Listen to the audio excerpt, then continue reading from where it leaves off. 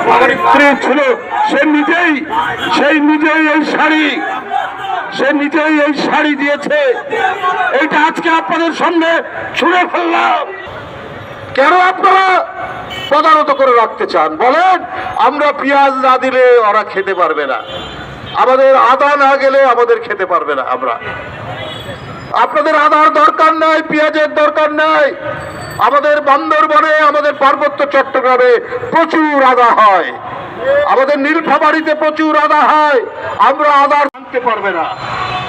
তাই আমি আজকে বলবো, আমরা ওদের দেশের পতাকা নয়, তাদের দেশের স্বাধীনতা পতাকাকে আমরা সম্মান করব।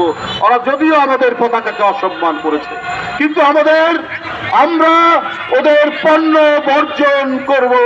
বন্ধুরা আমার, একটি পুরনো শাড়ি আমার বাসায় আমার স্ত্রীর ছিল। আমার স্ত্রী আমাকে দিয়েছে একটি শাড়ি, ইন্ডিয়ান শাড়ি আছে। আমি বলছি দিয়ে দাও, সে দিয়ে দিয়েছে। আমরা টাঙ্গাইলের শাড়ি পরবো, আমরা রাজশাহী সিল্ক পরবো।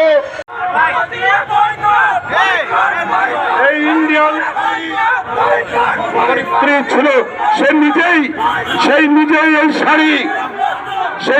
এই শাড়ি দিয়েছে। এইটা আজকে আপনাদের সামনে ছুঁড়ে ফেললাম। আর কোনো সামনে গিয়ে দিয়ে দাও,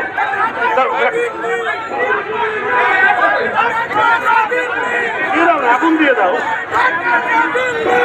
আরে আগুন থাকতে পারে, কিন্তু কোটি কোটি বাংলাদেশের মানুষ এইটা করবে না।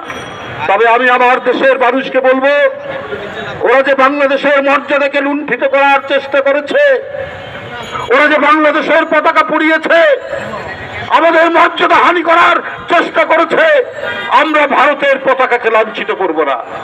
আমরা আরেকটি স্বাধীন দেশের মর্যাদাকে আমরা ছোট করব না।